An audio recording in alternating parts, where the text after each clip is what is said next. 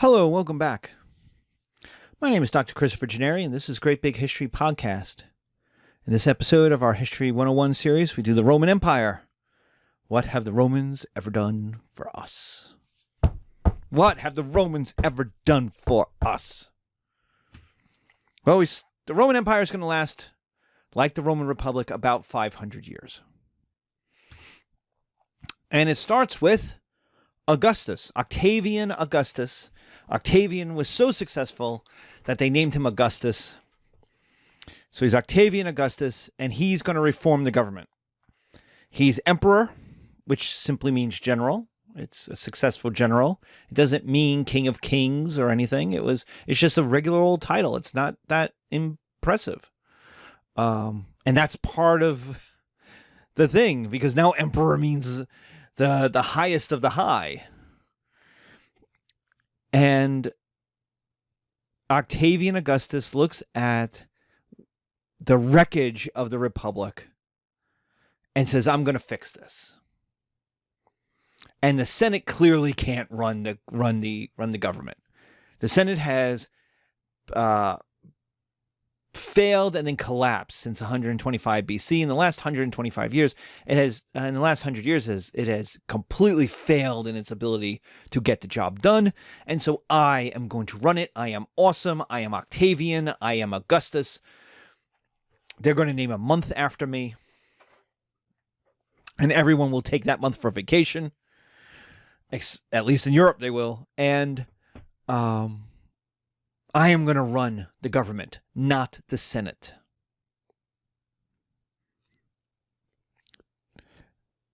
This adds stability.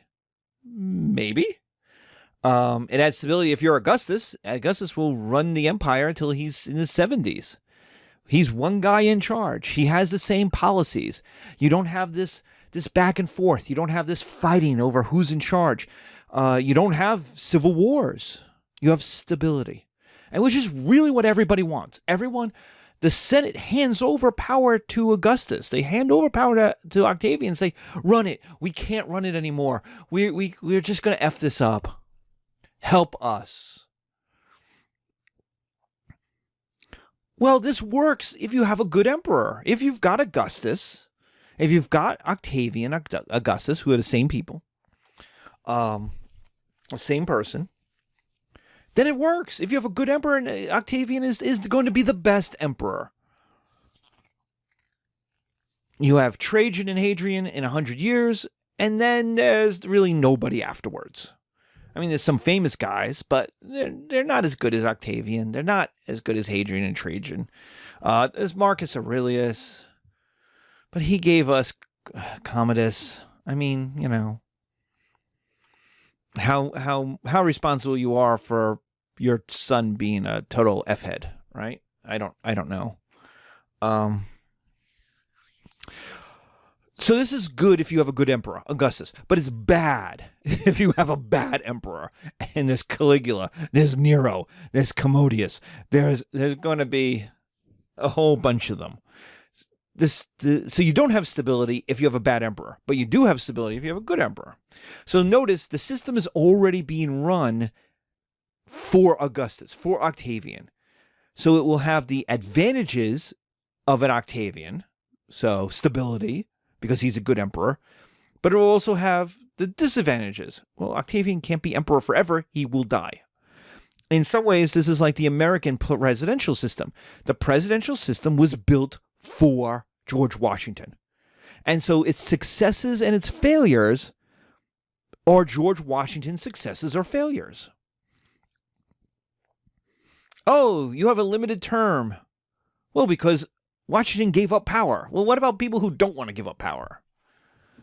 You know, Franklin Delano Roosevelt was president 4 times. That's a long time to be president. Now, they made a constitutional amendment about that, so there's reforms, but at the same time, it was built for Washington. So so as long as you get a president like Washington, it works. If you don't have a president like Washington, it doesn't work. The system falls apart. What about the army? Well, the army is the emperor's. It's not Rome's. It doesn't belong to the Senate. It belongs to Octavian. It is well paid by the emperor out of the emperor's own money. So it is loyal to him, not to Rome. The biggest change is that what Octavian does is create a permanent standing professional military force, like the Assyrians, like the Spartans. He is going to hire people within the Roman Empire who are going to be soldiers for 20 years. This is a massive cost. It's going to be a couple 100,000 troops. They're going to be stationed in the east, in Syria. They're going to be stationed in the northwest. They're going to be stationed in the north, in Gaul, on the German borders, on the Danube. They're going to not be stationed in Spain, in Italy, in North Africa. They're not going to be stationed in the core of the Roman Empire. They're on the frontiers. They are protecting the borders. But their job is to be excellent and well-trained. And so what Josephus, when the Judeans were going to revolt, Josephus warns them, don't revolt, don't. You play at war. You play at battles. The Romans work at them. It's what they do. Training are bloodless battles to the Romans, and battles are just bloody training. Like, you can't win. And Josephus was right. He brings the concept of natio, of citizenship for service. You do 20 years, you pop out of the military, a Roman citizen. So you get an imperial army with imperial relationships. The Roman officers will teach non-Romans how to fight in a Roman way, and thus how to act Roman. All of the rules, all of the language, all of the orders will be in Latin, so you'll have to learn Latin. The officers will be Romans. The best jobs will be Romans. And what will happen is the non-Romans will start as regular infantry. They'll rise to like centurion levels, right? It's only after they like kind of retire, they become Roman citizens, they can become officers, or their children will become officers. And after 100 years or so, this becomes, as the United States has, families become part of this. So that sons join up into their father's units, and generations serve in the units. So that some of these Roman units, they're kind of like my Swedish units in the 17th and 18th century, 17th and 18th century. Some of them had units. The Swedes had some units that went back 200 years. By the time they're fighting under Charles the 12th, they were some of the same units under my king and my PhD and Charles X, and those units had been invented under Gustavus Vasa in the 1520s. And so there was this long history of service within these local troops, of experience, of institutional knowledge.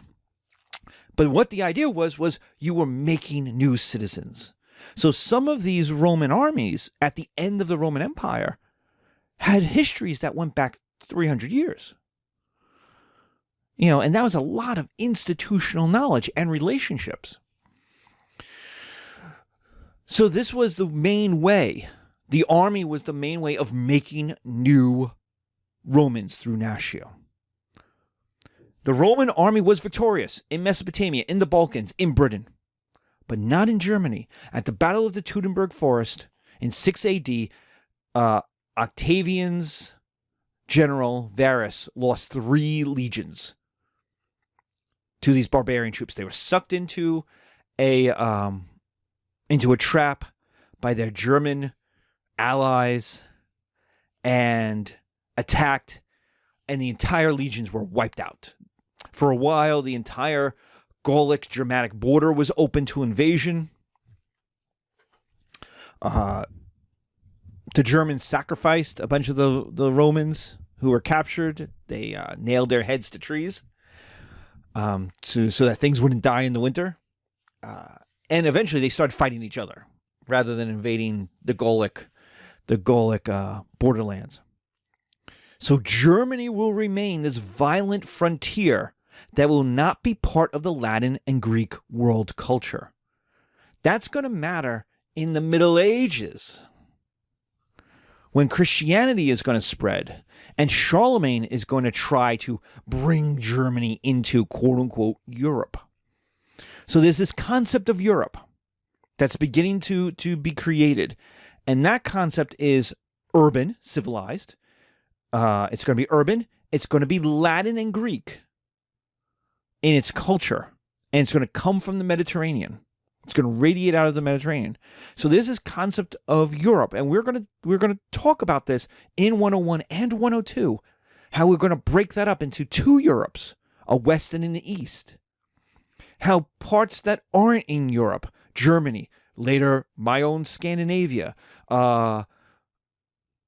will be Poland, for example, will be brought in. If you are a Witcher fan, part of the story of The Witcher, the background of this story is the German Holy Roman Empire's invasion of Poland during the Crusades. Notice Nilfgaard is kind of the Roman Empire, but it's really the Holy Roman Empire. I mean, I could be completely wrong, but if the author is right about Poland and it's how broken up it is, and all these duchies and all these little kingdoms and all this, and a holy rolling inspired by the white flame kingdom with an emperor comes, well, that's the Holy Roman Empire. That's the Crusades. That's what's called the Northern Crusades. And what that does is suck Poland into Europe. We'll talk about this when we do 102 with the EU, the creation of the EU and the Warsaw Pact in Eastern Europe, and how the concept of Europe today, there is like, you have to be in the EU. Oh, you're in Europe. You are in Europe. So what does that mean for Russia, for example? That's not part of the EU. Or Turkey, which wanted to get into the EU. So my point being is the Roman Emperor's army and its conquests, with the culture that comes with it, begins to create this concept of what, quote, Europe is. And there's an inside of Europe and an outside of Europe. And that inside of Europe is tied to the Latin, Greek, urban civilization of the Mediterranean, and later to Christianity, especially Catholic Christianity, though in the East it will be Orthodox Christianity. But by 1204, Catholic and Orthodox Christianity will be at war with each other of who is really the real Europe. So Augustus will rely for his government on the dynasty. That means the best jobs stay in the family. Senate families no longer matter. They'll give in to decadence. They'll give in to what's called the orgy, which starts with food, but later Christians will talk about how much it's about sex. It'll be gladiatorial games. It's luxuries. It's about the social rise and fall. It's like Bridgerton, Roman style. Your social rise and fall is more important than politics, because the emperor is going to do what the emperor is going to do. And the emperor's family has all the best jobs. So if you're one of those old school Senate families, what do? You have money. Augustus did not attack you. He just took your power. And so for a lot of families, they're going to leave Rome because the emperor will pick loyalty over talent. Augustus came out of the civil wars. They don't want any more civil wars. The Senate doesn't want any more civil wars because they don't want to be murdered like Cicero got murdered. So they're perfectly fine with not being, not having a lot of civil wars and fighting the way the young hotshots would fight. So the emperor picks a cousin, a brother-in-law, a nephew to do jobs. And they're all loyal to him because they know they would never have that job. if it wasn't for their uncle, their stepdad, their father-in-law. So they're loyal. But they're not necessarily the most talented guys. There are no Cincinnatises. No emperor could pluck a highly respected farmer off of his farm and make him general of the armies. There are no more Ciceros. There are no more Cincinnatises. There's no more Scipios.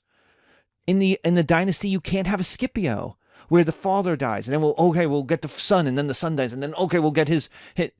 Like, that is kind of a dynasty, but it wasn't supposed to be.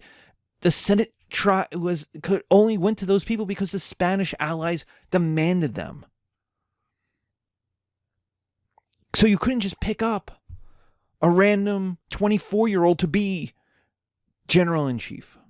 He had to be related to the emperor, which is a problem because how many are there?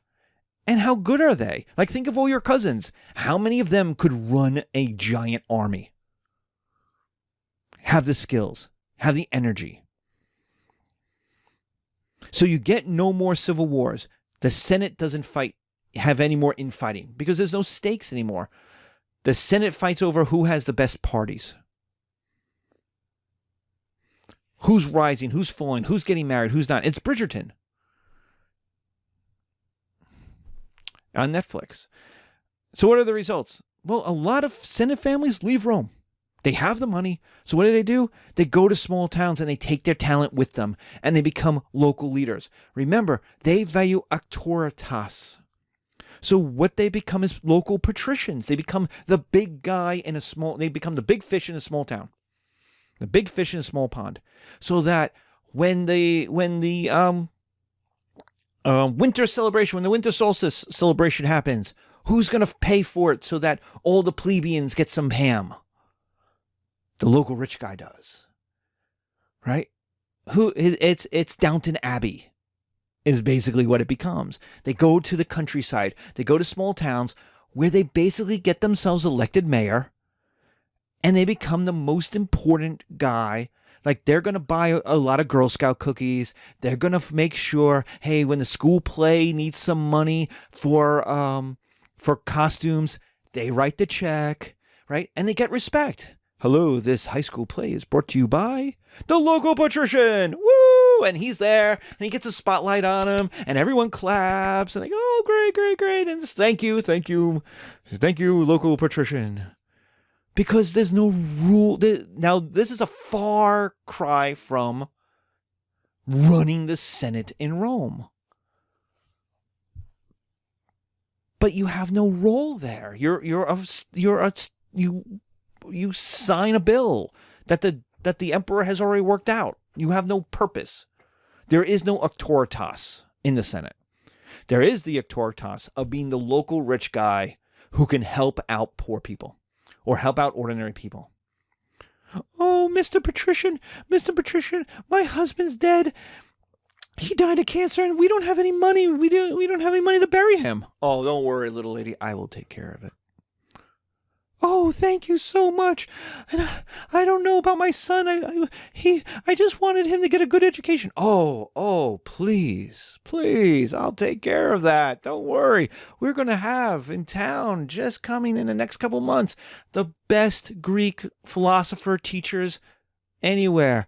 We're getting them right from Milan. It's going to be wonderful. Right? That's his job. And so they scatter. Now, these people will end up being the lords of the Middle Ages. Because when the barbarians come through, when the Goths and the Germans and the Vandals and the Franks and the Alemanni, when they all come through, right? They're going to come into a town and they're going to be like, we're going to murder all of you people. And this one dude in a toga will come out and go, wait, hold on.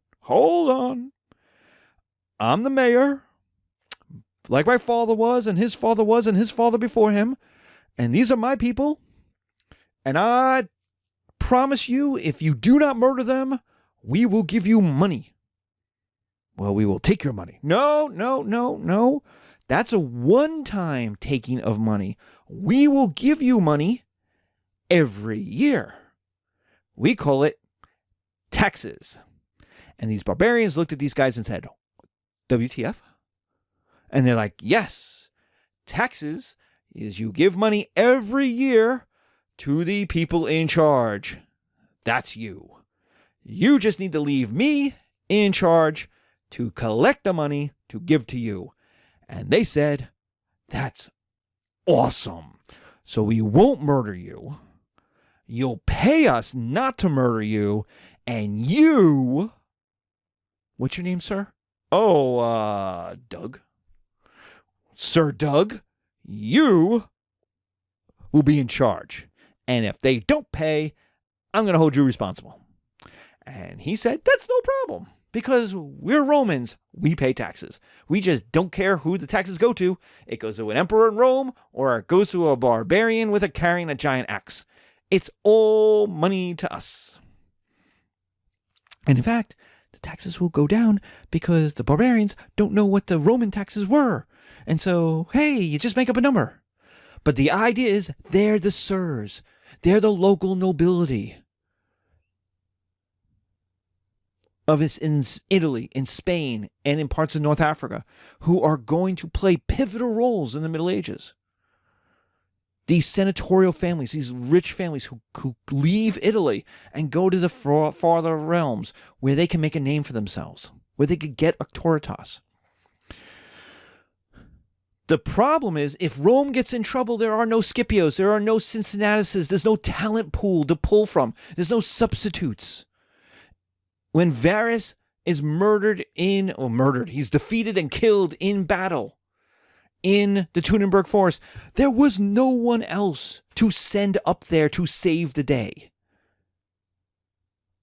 There's no, you were stuck with the family members you got. You couldn't just find a Scipio in Spain and be like, Scipio Maximalis, you go and you save the border. You have talent. It doesn't happen. It's, hey, do I have any cousins who want to go fight the Germans? Anybody? I need someone to fight the Germans. Bill, dry yourself, get out of the hot tub, dry yourself, go up and fight the Germans. Okay, but are you sure? Yes, I need somebody, and you're the only one in the hot tub. So go. If it's the emperor's family or it's no one. And so failure could equal dynastic collapse and civil war. Because you have to, failure means you got to get rid of all the family, all the cousins, all the nephews, all the son-in-laws, and you have to murder them all and put your family in. And so they're not going to go so easily. And so it means you could get a dynastic collapse and civil war. There's always the threat of that in the imperial system. What about welfare? Well, welfare continues, but it will be changed. It tries to help the poor while also giving them dignitas. Octavian's not stupid. He realized what caused the civil wars, and he goes, haha, we still will have poor people, because he doesn't want to change. He is conservative.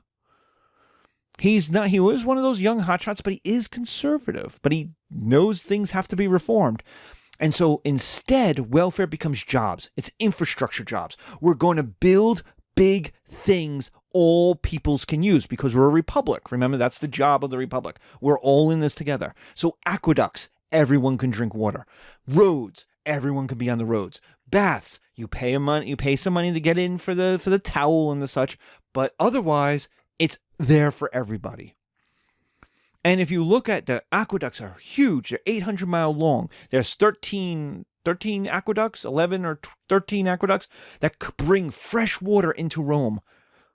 Cities were awful. Cities were disgusting. Cities were open sewers until Rome happened.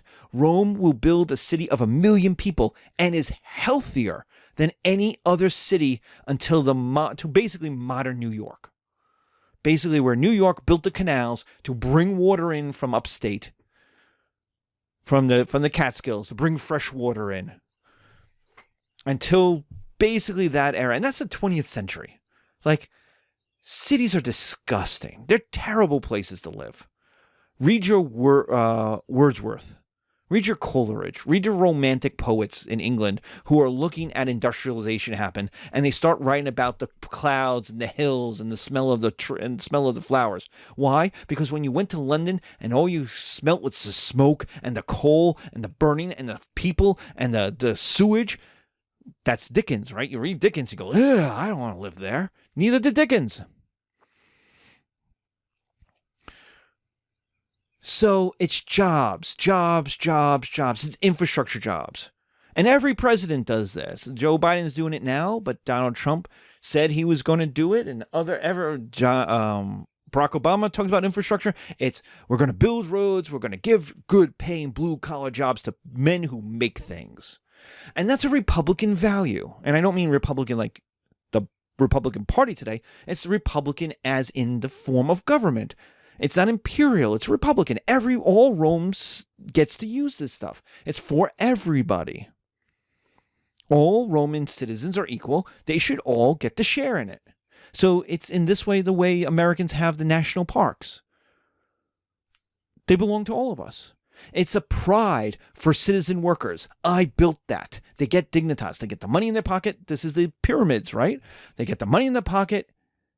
And they get to go home to their kids and say, I have a job, and that job pays well, and I'm building something Rome will use, or the Roman Empire will use, or Roman emperor or Roman citizens will use.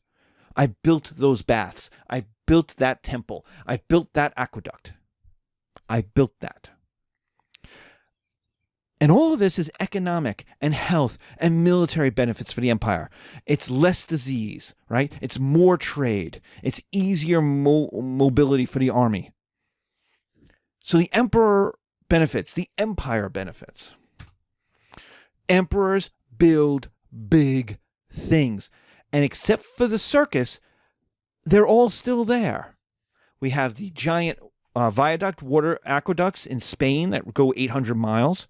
We've got the Diocletian baths that are 5 stories tall.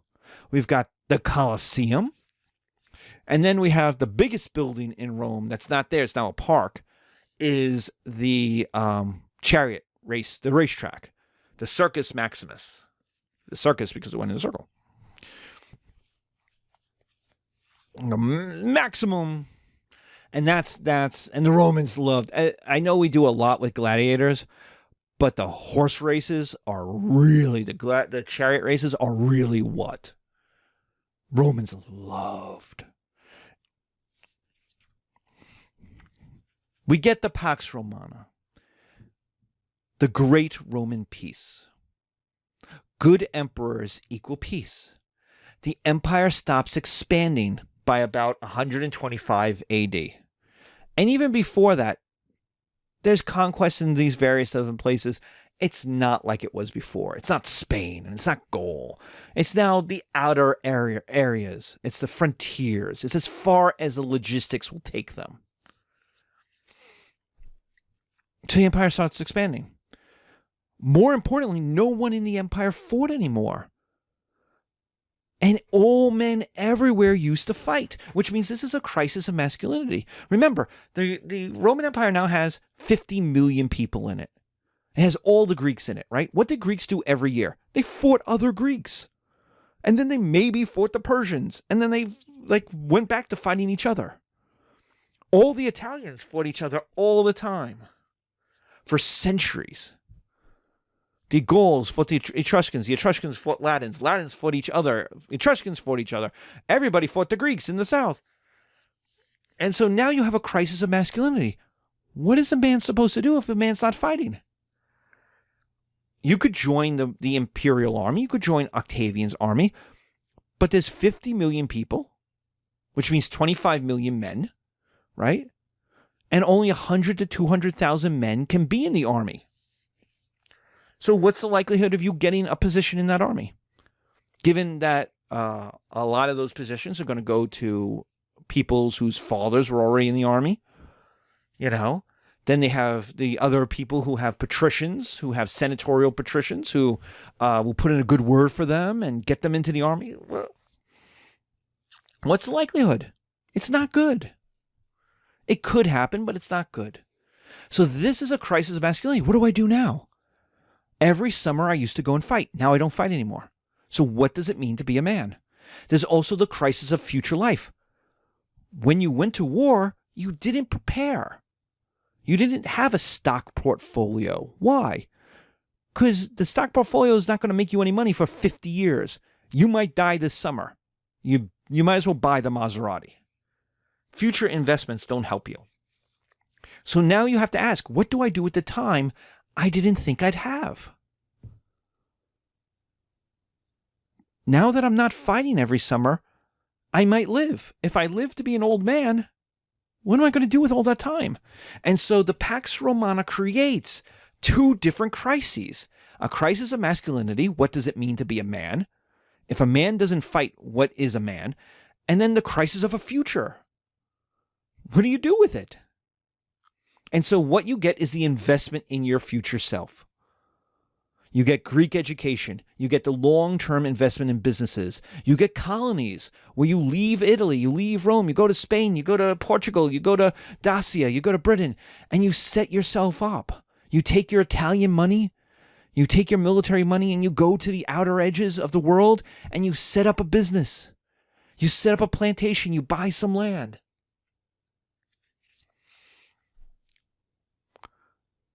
You start investing in yourself and your children's future. So Roman people get better. Rome gets better. Frontiers get investments. Because now you have time. Now you're investing for the future.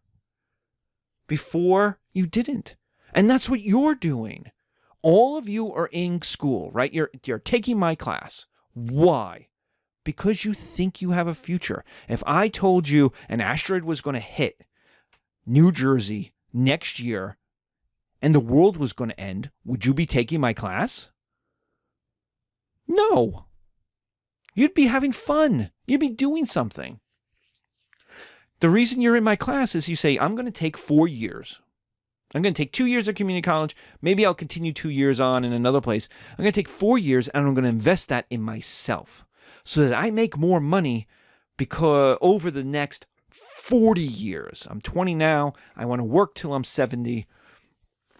I have to work till I'm 65. I'll work till I'm 70. So I'm 25 now. So it's what? 45 more years, right? Well, that 4 years of investment makes total sense.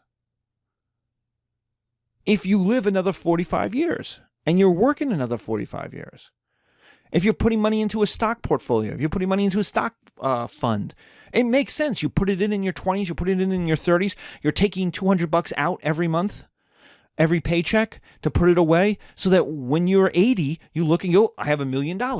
That's nice. It accrued interest. It accrued stock. It accrued over time. But dude, if you're going to die at 27 like Jimi Hendrix, you're not going to do any of that. You're going to get on a motorcycle, drive without a helmet, and just have fun. Because what's the point of investing in a future you don't have?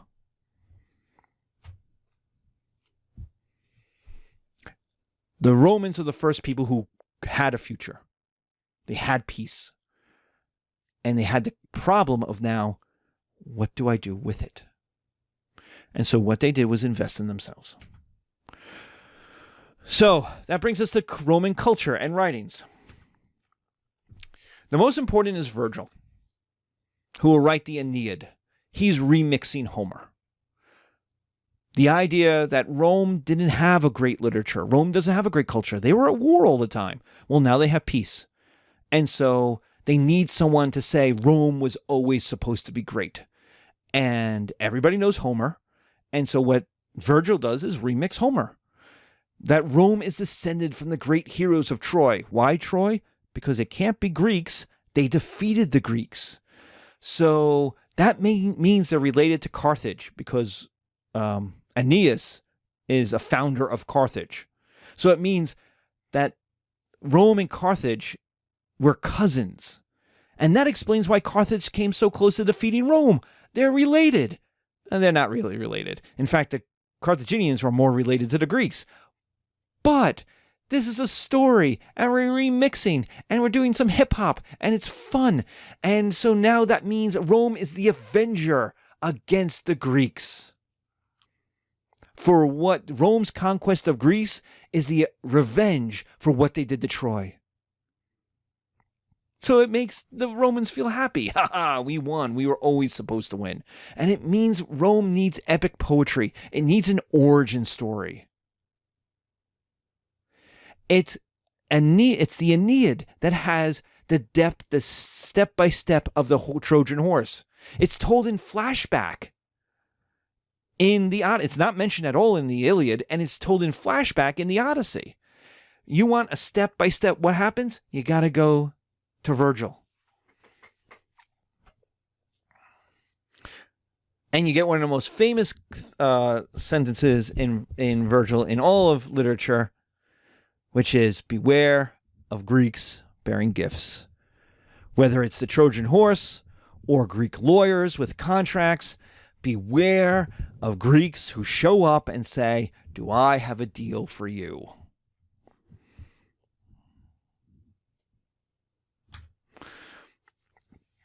We get Plutarch, who will do biography. And he's got his 2 volumes, Lives, is some of the best literature. It makes sense why it survives. It is some of the best literature of the ancient world. He loves gossip. He loves telling stories. And what he does is he compares great Greeks with great Romans. He pairs them up. So Alexander and Caesar get put together. And he shows their reasons for successes or failures. They're great, but they're not always successful. Some of them fail. The point of his biographies is to show people, to teach young people how to live, how to grow up.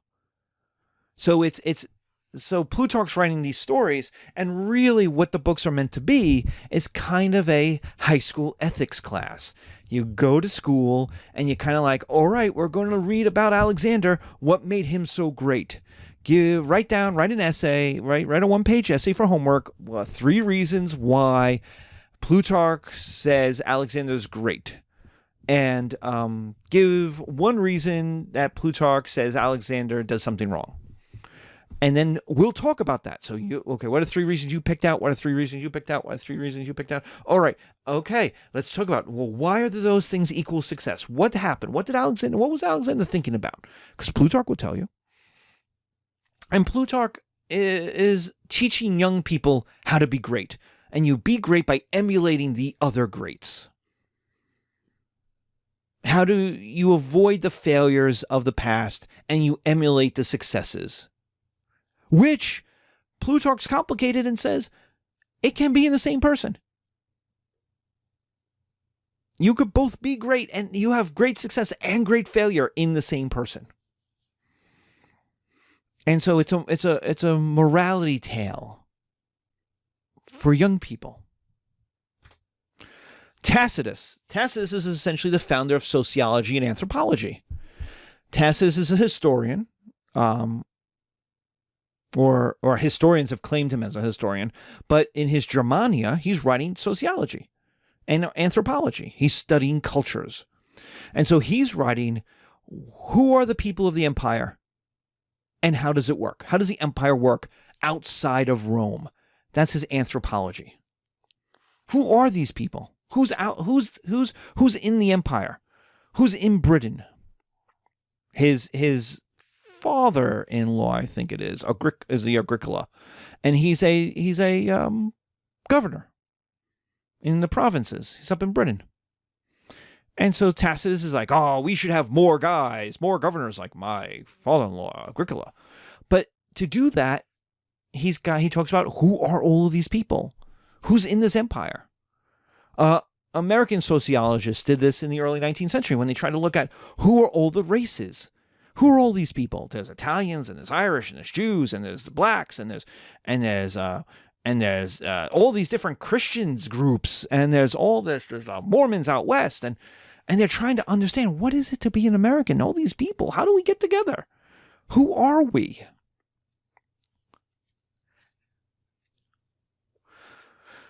In his book, De Germania, he's talking about people who are outside of the empire.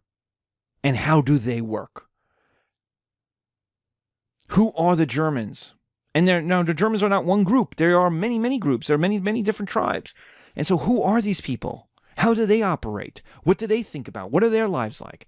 And the idea of this is the questioning, is the Roman project the best one? Who is more free, brave, honorable, us or the barbarians? Oh, we say it's us. We say we're free, but I pay taxes every year. I have to drive on the right side of the road. The German barbarians, they go where they please. They don't pay taxes. They don't owe allegiance. They do what they want. And so he breaks down social and cultural behaviors, their beliefs, their attitudes. And what he's doing in the Germania especially is criticizing Rome and how Rome is run and Roman society, but not criticizing Rome. You criticize Rome by elevating, by showing what the people you don't like are doing better than you. Like I just gave with the taxes and freedom. You know, it's what liberals like to do on Twitter all the time right now, where, some conservatives will say, USA, USA, USA, USA is the best country in the whole wide world. And they'll respond with, well, the French only work 35 hours and they make as much money as Americans do. And someone from England will go, well, we have universal health care and no one goes bankrupt from a medical procedure. And in your country, 50,000 people go bankrupt every year because of healthcare. And someone from Singapore will say, well, what about, and that's the idea. The liberals will be like, oh, see all these things? And they'll never say America's not great. They'll just say, look at what France does, and look at what Singapore does, and look at what,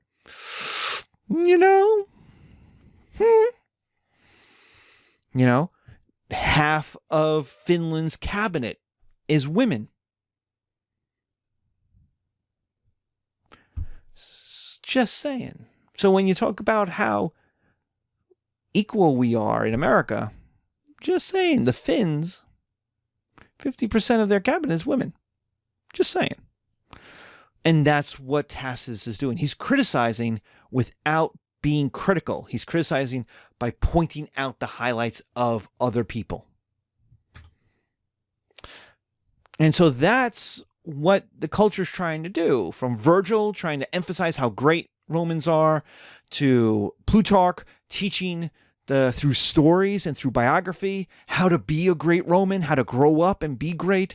And then Tacitus being like, let's look at this. Are we really all that great? Are we really? And if we are, that's great. And if we're not, maybe we should fix things. So it's an investigation. It's an analysis to, is Rome as good as we say we are? Because if you want Rome to survive, you have to know if it works. And if it's not working, then you have to fix the things that don't work. Remember, that didn't happen with the civil wars. They didn't fix. They didn't reform. They knew there were problems, and they said, we're going to ignore these so the wheels fall off. And the wheels and everything else fell off. So Tacitus is looking at it going, let's look at Rome. Let's look and see. Are we really as good as we say we are? Because if we are, that's great. But if we're not, maybe we should do something about that. And that's us. That's us right here. That's why academics are always yelled at on Twitter and Facebook about not being patriotic. It's our job. It's our job to analyze stuff. It's our job to, why can't you just be quiet and just say America's great? I can't do that because it's my job to look at America and go, this isn't working. We could fix these things. Look, the Finns fixed it. Look, the Brits fixed that. We could do better. That's my job. We are professional curmudgeons. I love America as much as the next person, but my job is to analyze America. That's to see the flaws. It is to take a flashlight into the corners. That's what Tacitus is doing. It is to look underneath the carpet where society, puts all the dirt they don't want to vacuum up. Right? It's the floor in the back of the closet that we all have. So we see Roman culture is becoming something. We didn't talk about Roman culture in the Roman Republic because so much of it was just taken from the Etruscans or the Greeks. In the Roman Empire, in the Pax Romana, we see Roman culture coming into its own. It's grappling with Rome being Rome, with Rome being a superpower, with Rome being rich, with Rome being at peace, with Rome being multicultural and multiracial, which isn't the biggest part because they're not racist in the ancient world, but it's still, they're not all white Roman, Italian, Latins anymore. There's Africans, there's Egyptians, there's brown, there's black, there's white, there's all kinds of colors of people. They all speak different languages. So what binds these people together? And that's what these guys are, from Virgil and the heroic stories to Plutarch and his biographies and morality tales, and even to Tacitus with his investigation, with his analysis, is trying to get to what makes Rome Rome.